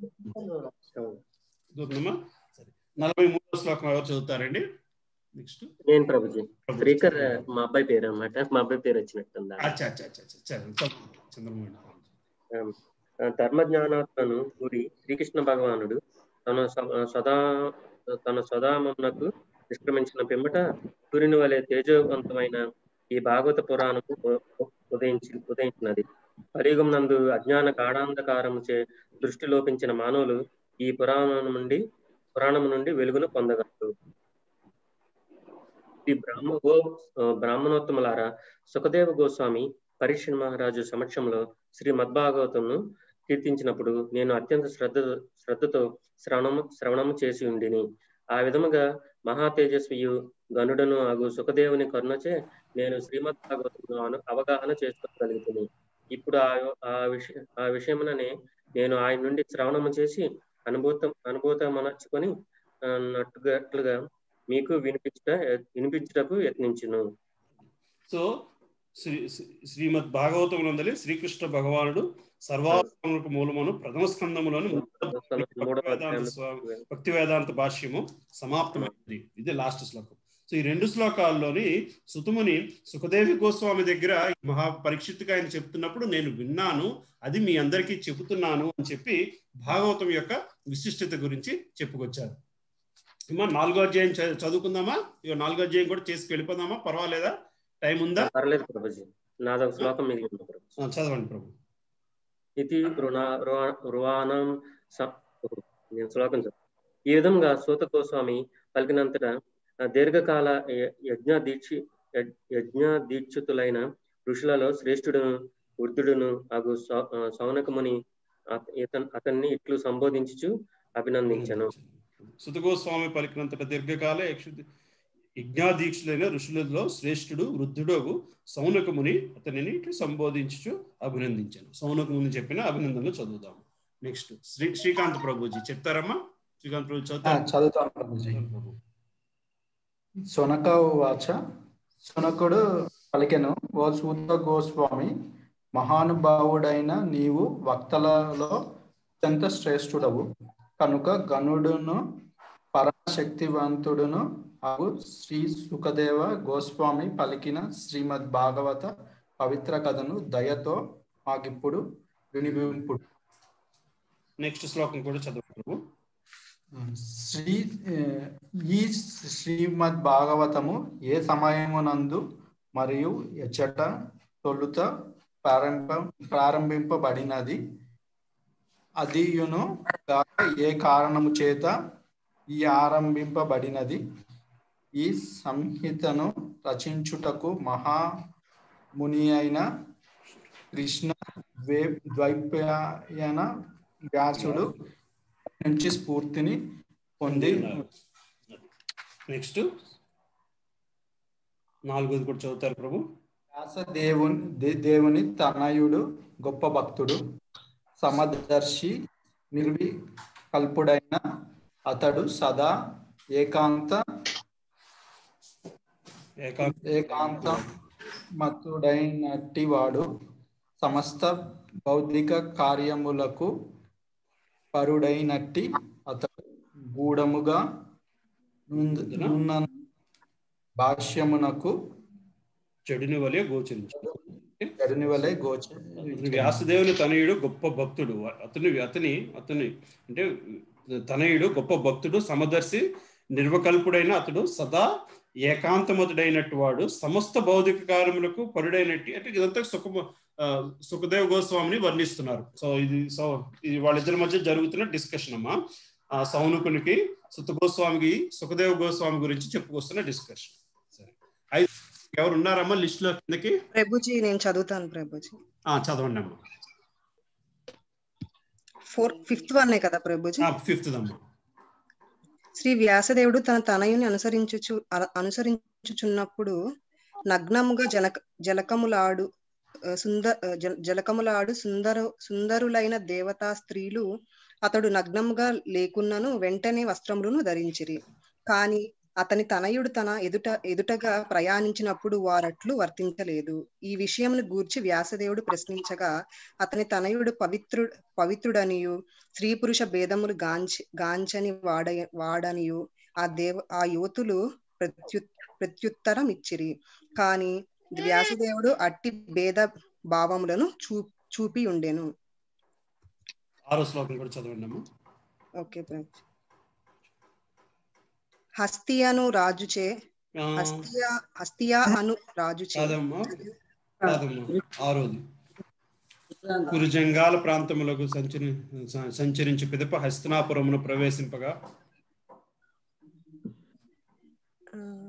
మీరు చదివింది రైట్ ఏనమ్మా, భాష్యానికి వెళ్ళారు, దాని మీద చూడండి అమ్మా. భాష్యం పైన ఉందమ్మా శ్లోకం. సారీ. కురుజంగాల ప్రాంతములందు సంచరించిన పిదప హస్తినాపురమున ప్రవేశింపగా ఉన్మత్తుడను మూగవాడును జడుని వలె గోచరించుచుండు వాడును అగు అతనిని వ్యాసుని తనయుడైన శ్రీల సుఖదేవుని జననెట్లు గుర్తించింది. నెక్స్ట్ దమ్మా చదువుతారమ్మా. చదువుతాను. అట్టి సుఖదేవ గోస్వామిని పరీక్షిన్ మహారాజు కలియుట ఎట్లా సంభవించును? కలయుక వలననే వేదముల దివ్యసారమును శ్రీమద్ భాగవతం కీర్తించుట అతనికి అవకాశము కలిగెను. సో సుఖదేవ్ గోస్వామి గురించి వ్యాసులు అతని గురించి అడిగినది. సుఖదేవ్ గోస్వామి మనం ఇదివరకు చెప్పుకున్నాము, త్రిగుణాలకి అతీతుడుగా ఉంటాడు అన్న విషయాన్నే 5వ శ్లోకంలో అర్థంగా మనకి మళ్ళీ వస్తుంది. ఎందుకంటే సుఖదేవ్ గోస్వామి నడుచుకెళ్తున్నప్పుడు నగ్నంగా నడుచుకెళ్ళిపోతున్నా అతన్ని చూసి స్త్రీలు నగ్నంగా వచ్చి సందర్శించడానికి కూడా జంకలేదు. కానీ వ్యాసుని చూసినప్పుడు మాత్రం జంకేరు. ఎందుకని వ్యాసుడు అడగ్గా అతను త్రిగుణాలకు అతీతుడుగా ఉన్నాడు, నీ కుమారుడు అని చెప్పడం జరిగింది. సో అటువంటి వ్యక్తిని జనాలు ఎట్లా గుర్తించారు అసలు పరీక్షిత్ మహారాజ్ ఎలా కలిశాడు అని చెప్పి అడిగిన క్వశ్చన్ అన్నమాట. సరే, నెక్స్ట్ 8వ శ్లోకం ఎవరు చదువుతారమ్మా? ఇంకా ఉన్నారు ఎవరైనా చదవాల్సింది? సరే, ఎవరు లేకపోతే భారతీ మాతాజీ మీరు చదివేసేయండి అమ్మా. ఓకే ప్రభుజీ. అతడు సుఖదేవ గోస్వామి గృహస్థుని ఇంటి ముంగట గోదాహన కాలము వరకే నిలిచి ఉండును. నైజము కలవాడు దర్శించి గృహమును పునీతమనర్చుటకై అతడట్లు వనరించారు. 9వ శ్లోకం. పరీక్షన్ మహారాజు భాగవతోత్తముడనియు అతని జన్మకర్మలు అత్యంత ఆశ్చర్యకరములనియు చెప్పబడుచుండెను. దయచేసి అతన్ని గూర్చి మాకు తెలియజేయుడు. 10. పరీక్షన్ మహారాజు గొప్ప సామ్రాట్టు మరియు గొప్ప రాజ్య సంపదను కలిగినట్టి వాడు. పాండవ వంశ యశస్సును వృద్ధి చేయనటువంటి అప్పుడు ఏ కారణం చేత సమస్తమును త్యజించి గంగా ప్రాయోపవిష్ణుడయ్యాను. సో మనకి సుఖదేవ గోస్వామి ఏ ఇంటి దగ్గరలో కూడా కనీసం ఆవు పాలు పితికేంత సమయం కూడా వేచి ఉంటారు. అంతకంటే ఎక్కువ సమయం ఉండరు. ఎందుకంటే ఎక్కడైనా ఎందుకైనా ఆ ప్లేస్ తో ఆయనకి బంధం ఏర్పడిపోతుందేమో అని చెప్పి అంతకంటే ఆ మాత్రం ప్లేస్ టైం కూడా ఉండరు. అటువంటి వ్యక్తిని కూర్చోబెట్టి 7 రోజులు పరీక్షిత్ మహారాజుకి భాగవత కథని ఎలా చెప్పించగలిగారు అనేది ఒక ప్రశ్న. లేక పరీక్షిత్ మహారాజు గురించి చెప్పుకొస్తున్నారు, అతని గురించి మాకు చెప్పండి అంటే అతను చెప్పుకొస్తున్నారు. పరీక్షిత్ మహారాజు గొప్ప సామ్రాటు మరియు రాజ్య సంపద కలిగిన వాడు, పాండవ వంశ యశస్సును వృద్ధి చేయనటువంటి వాడు. అతడు ఏ కారణం చేత సమస్తము త్యాజించి గంగానది ఒడ్డున ఈ భాగవత వినడానికి కూర్చున్నారు. దీనికి ఇప్పటిలాగా ఇంటర్నెట్ ఫోన్లు లేవు కదమ్మా. ఎక్కడో జరిగిన విషయాన్ని అలా చెప్పుకొచ్చిన విషయాన్ని ఋషులు వాళ్ళ దివ్యదృష్టితో చూసిన విషయాన్ని ఋషులు ఈ ఇతన్ని అడుగుతున్నారు సుతముని. 11వ శ్లోకం చదువుతారమ్మా పద్మావతి మాతాజీ? చదువుతానండి. పరీక్షిత్ మహారాజు శత్రువులు తామంతట తామే అతని పాదములకు వందనములు రొసగి ధన సంపత్తులన్నింటినీ స్వీయ క్షేమము కొరకై అర్పించెడివారు. అటువంటి ఘన చక్రవర్తి అయిన అతడు పూర్ణ శక్తిని, పూర్ణ యవ్వనమును, అసాధ్యమైన రాజ్య వైభోగములను కలిగి ఉండెను. అట్టి ఎడల ప్రాణముతో సహా సమస్తములను ఎందులకై అతడు త్యజింపకోరెను. 13వ శ్లోకం. దేవదేవుడైన శ్రీకృష్ణుని భక్తికే అంకితమైన వారు ఇతరుల క్షేమము, ఆనందము, అభ్యుదయముల కొరకే జీవింతురు. తమ స్వభావము కొరకై వారెన్నడను జీవింపరు. పరీక్షిత్ మహారాజు కూడా ఆ విధముగా సమస్త లౌకిక సంపదల సంగమును నుండి విముక్తుడై ఉన్నను. ఇతరులకు ఆశ్రయమైన తన దేహమును ఎందులకు పరిత్యజించెను. 13. వేదములందలి కొంత భాగము మినహా సర్వశాస్త్ర భావములందును పౌరంగతుడవైనందున మేము వేసిన ప్రశ్నలన్నిటికీ నీవు స్పష్టముగా సమాధానం మొసగలవని మేమెరిగి ఉన్నాము. పరీక్షిత్ మహారాజు చాలా చిన్న వయసులోనే ఆయన అంటే పాండవులు 110, 120, 180, భీష్ముడు 180 సంవత్సరాలు బతుకున్నాడు. కానీ పరీక్షిత్ మహారాజ్కి శాపం అది తగిలింది చాలా చిన్న వయసులోనే, 40-50 సంవత్సరాల వయసులోనే. ఓకే, ఆయన ఆ వయసులోనే, అంత చిన్న వయసులోనే ఎట్లాంటి సామ్రాట్, సామంతులు వాళ్ళంతటి వాళ్ళు వచ్చి సామంతులుగా లొంగిపోతారు, సామంతులుగా ఆయన నుంచి శరణు కోరుకుంటారు. అటువంటి వ్యక్తి చిన్న వయసులో ఎందుకు ఇలా చేయాల్సి వచ్చింది అని అడుగుతున్నారు. నువ్వు అన్నిటికీ నీకు అంతా తెలిసిన వ్యక్తివి కాబట్టి నువ్వు స్పష్టంగా మాకు సమాధానం చెప్పగలని మాకు తెలుసు అని ఋషులు చెప్తున్నారు. సరే, నెక్స్ట్ 14వ శ్లోకం ఎవరు చదువుతున్నారు? నేను చదువుతాను. సూత గోస్వామి పలికెను, ద్వాపర యుగము త్రేతాయుగమునందును వ్యాపించినట్టి సమయమున వ్యాసదేవుడు పరాశుని ద్వారా వసుతనయ అయిన సత్యవతి గర్భమున జన్మించెను. అతడు అనగా వ్యాసదేవుడు ఒక మారు సూర్యోదయ సమయమున సరస్వతీ నది జలములందు స్నానాదులను గావించి ధ్యానము సల్పుటకు ఏకాంతమున ఆసీనుడయ్యను. మహాముని అయిన వ్యాసదేవుడు యుగధర్మములందు కలిగిన విపరీతములను గాంచగలిగెను. పుడమియందు అటువంటి విపరీతములు కాల ప్రభావము చే వివిధ యుగములందు కలుగుచుండును. ఇది వ్యాసదేవుని గురించి, ఆయన పుట్టుక గురించి చెప్పుకొస్తున్న శ్లోకాలు. ఓకే, 17-18 చదువుతారమ్మా. ఎవరు నెక్స్ట్?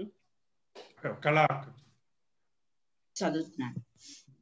జ్ఞాన సంపన్నుడైన ఆ మహర్షి యుగ ప్రభావం వలన భౌతికమైన సమస్తము నశింపనున్నదని తన దివ్య శక్తి దృష్టిచే గాంచగలిగెను.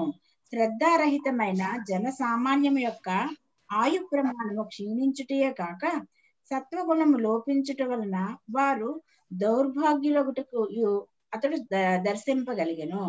అంతటా అతడు సర్వ వర్ణాశ్రమల వారికి శుభమును కలుగచేయు విషయమును గూర్చి చింతింపదొడిగెను. మానవుల కర్మలు శుద్ధి పొడుటకు వేదములందు తెలుపబడిన యజ్ఞములే మార్గమని అతడు గాంచగలిగెను. అట్టి యజ్ఞములను జనుల ద్వారా వ్యాప్తి చేయుటకై ఆ పద్ధతిని సులభమనర్చదలిచి అతడు ఏకముగానున్న వేదములను 4 భాగములుగా విభజించెను.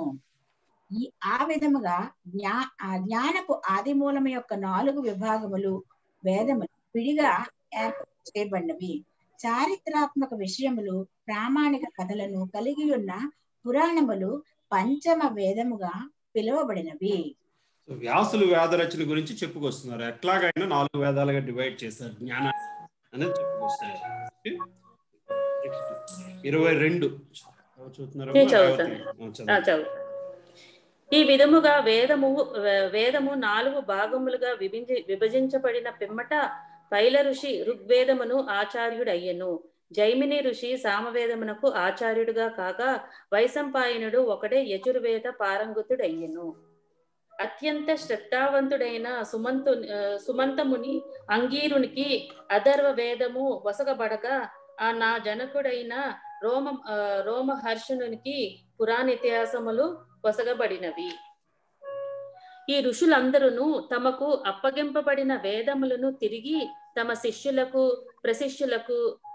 ప్రశిష్యుల శిష్యులకు వసగి ఉండిరి. ఈ విధముగా వేదములు అనుసరించే వారలా ఆయా శాఖలు ఉనికిలోనికి వచ్చినవి. ఈ జ్ఞానం ఒక తరానికి వెళ్ళడానికి ఒక్కొక్క వేదానికి ఒక్కొక్క ఋషి దానికి లీడర్షిప్ గా తీసుకుని ఆ వేదంని ముందు తరాలకి అందేలాగా చేశారు. నెక్స్ట్ ఎవరమ్మా?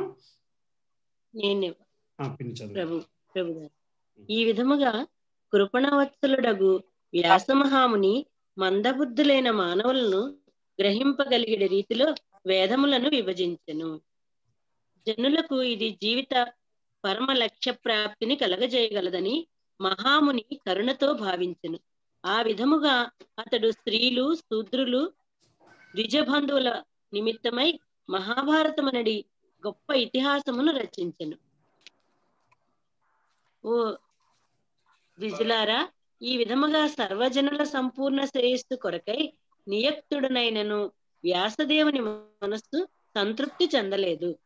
ఇన్ని వేదాలు రాసి, ఇన్ని ఇతిహాసాలు రాసి, మహాభారతాన్ని రాసిన తర్వాత కూడా ఇంకా వేదవ్యాసుని మనసు సంతృప్తి చెందలేదంట. అది చెప్పుకొస్తున్నారు. నెక్స్ట్ 27వ శ్లోకం ఎవరమ్మా? జయదామ మాత చదువుతారమ్మా. హరే కృష్ణ. ఈ విధముగా హృదయమునందు అసంతుష్టిని చెందినవాడై ముని ధర్మసారం నెరిగినందున వెంటనే ఆలోచన మగ్నుడై తనలో తాను ఇట్లు పలికెను.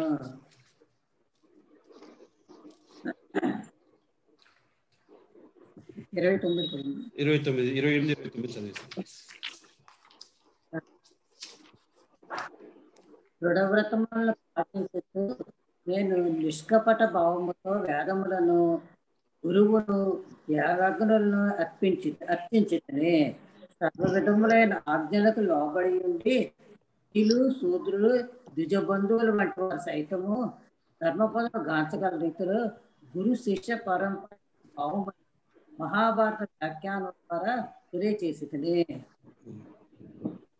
30 చదవనండి. చదివేసేయండి.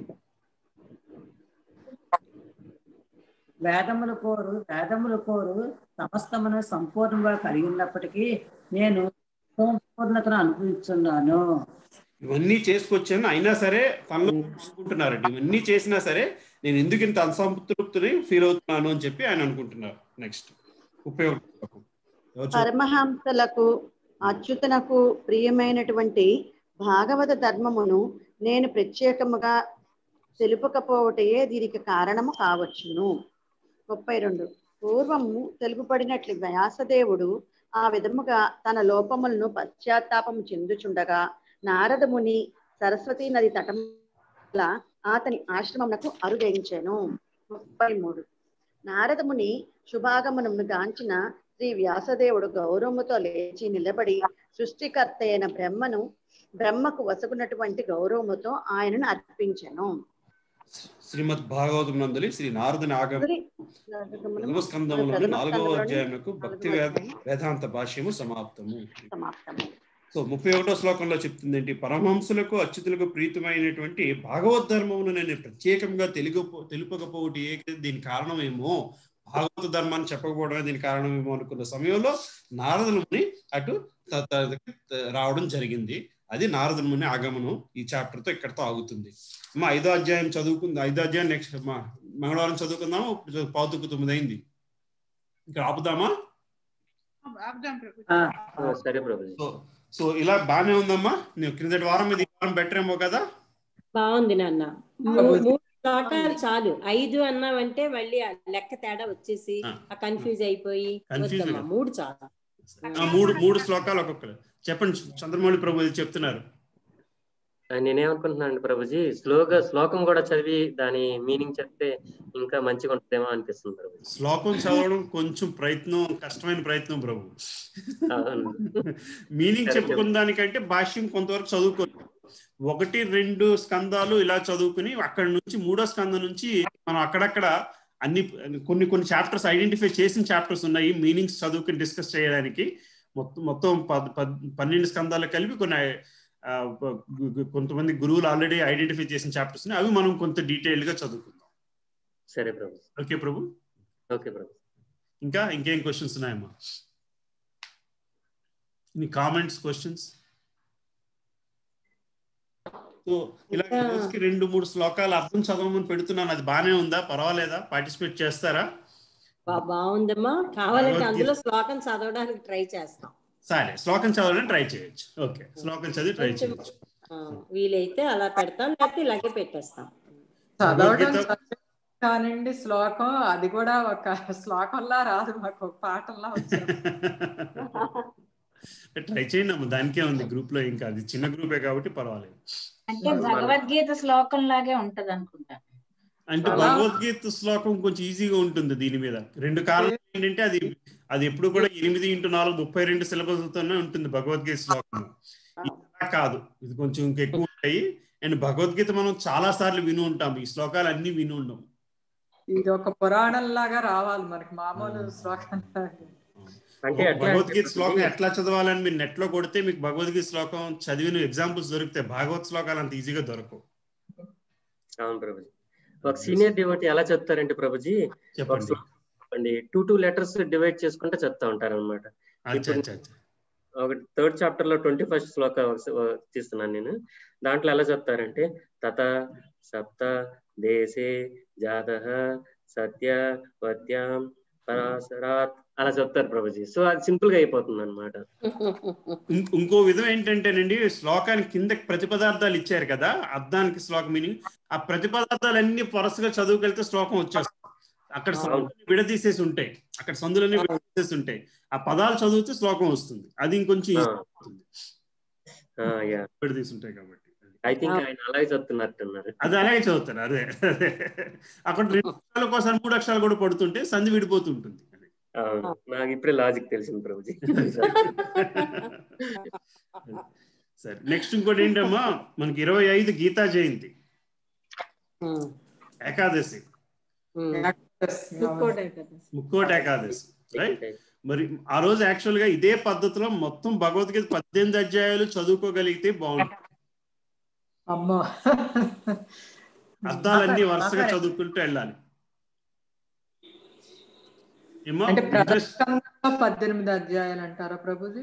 భగవద్గీతలోనే 18 అధ్యాయాలు మొదటి నుంచి అలా అర్థాలు చదువుకుంటూ వెళ్ళాలి. ఇలాగే రింగ్ లా, ఇలాగే మనం 10 మందో 15 మందో వరుస లిస్ట్ పెట్టేసుకుని అది శ్లోకము అర్థము చదివితే బాగుంటది. శ్లోకం అర్థం చదివితే 7 hours పడుతుంది.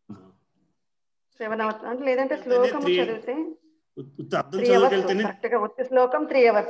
శ్లోకానికన్నా అర్థమైతేనే బెటర్ కదా. అర్థమే బెటర్. శ్లోకం తప్పులు చదువుతాము, ఏం చదువుతున్నామో మనకే అర్థం చదివితేనే మనకి కొంచెం వంట పడుతుంది కదా ఏం చదువుతున్నావు అనేది. సో ఒక అర్థం చదువుకోవడానికి మనకి 3 hours 4 hours పడుతుంది. అదృష్టవశాత్తు ఆ రోజు క్రిస్మస్ డే కాబట్టి అందరికీ సెలవు.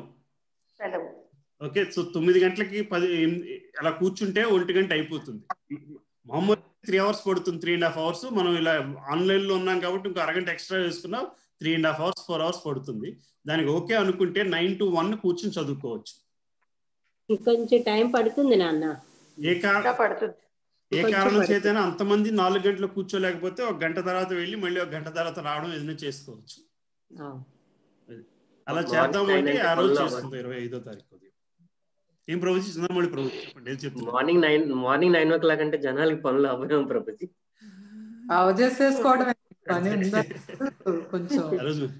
ఏకాదశి పూజలు ఉంటాయంటే మనం చెప్పలేము, బట్ ఆ రోజు చేయగలిగితే బాగుంటుంది. 9 కాదంటే మరి 10 కూర్చుంటే 10 to 12, మళ్ళీ 2 o'clock రెండు సెక్షన్స్ కింద 9+9. లేదు అంటే 6 chapters కింద డివైడ్ చేసి పొద్దున్న మధ్యాహ్నం సాయంత్రం అలా కూర్చోడానికి అవుతుంది అంటే చూడండి. అలాగే 2+ అలాగనే చేయొచ్చు. సో 10 o'clock 2 సెషన్స్ లో కంప్లీట్ చేసుకోవడం బెటర్. కర్మ భక్తి జ్ఞానం అలా కాదు, కర్మ భక్తి జ్ఞానము కదా.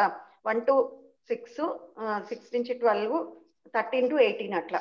మళ్ళీ మనం కలుసుకోవడం, మళ్ళీ కొంచెం మాట్లాడుకోవడం, అలా టైం వేస్ట్ అవుతుంది. ఒకసారి 9 లేదా 18 ఒక్కసారి చదివేసుకోవడం. 12+6 చేసుకోవచ్చు, 12+6 చేసుకోవచ్చు, ఏం కాదు. ఫస్ట్ హాఫ్ లో 12 అధ్యాయాలు, రెండో హాఫ్ లో 6 అధ్యాయాలు చదువుకోవచ్చు. అలా 2 సెషన్స్ లో చేసుకోవచ్చు. Okay okay, so that is one thing. 25th interest అయితే విల్ డూ దట్. ఎంత అయితే ఎంతమంది చేయగలిగితే అంత చేద్దాం. ఓకే, ఇంకేం లేదు కదమ్మా. సో నరసింహార్త పాడుకుందామా?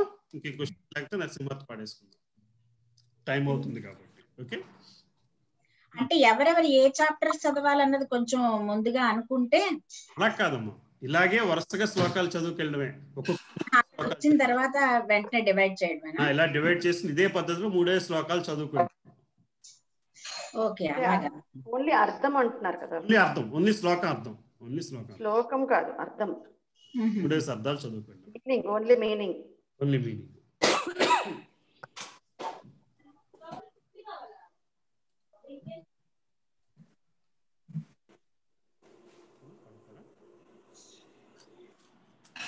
Namaste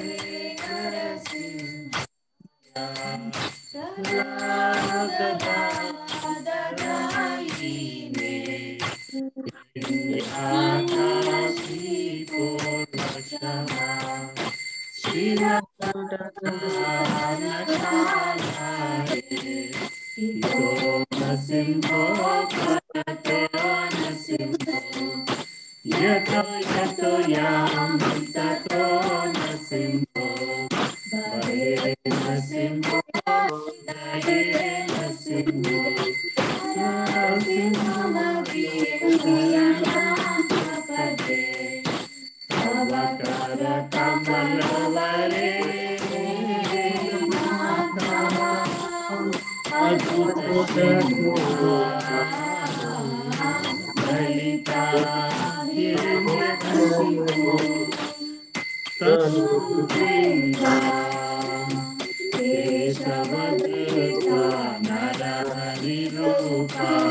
జయ జగదీశ హరే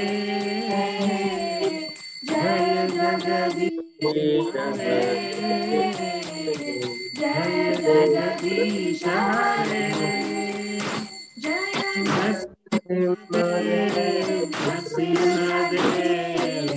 నరసింహదేవ్ జయ నరసింహదేవ్ జయ ప్రహ్లాద మహారాజ్ ప్రహ్లాద మహారాజ్ జయ ప్రహ్లాద మహారాజ్ జయ జయ ప్రభుపాద్ ప్రభుపాద్ ప్రభుపాద్ జయ జయ ప్రభుపాద్ జయ జయ గురుదేవ్ గురుదేవ్ గురుదేవ్ జయ జయ గురుదేవ్ నిత్య గౌర హరి బోల్ హరి బోల్ నిత్య గౌర హరి महाराज की जय हरे कृष्ण ప్రభుజీ మాతాజీ క్వశ్చన్స్ లేకపోతే సెషన్ క్లోజ్ చేద్దాం ఓకే ఇంకేం క్వశ్చన్స్ అయితే మళ్ళీ మంగళవారం కలుస్తామా అందరం ఆదివారం మధ్యలో ఉంది ఆదివారం భగవద్గీత క్లాసు ఆదివారం Bhagavad Gita class okay Bhagavatam class కి మళ్ళీ భాగవతం క్లాస్ మాత్రం మంగళవారమే కలుస్తాం ఓకే అమ్మా ఆదివారం మామూలుగా ఉంటుంది ఈ ఫార్మాట్ అంతా ఓకే కదండి ఓకే బాగానే ఉంది ఓకే ప్రభుజీ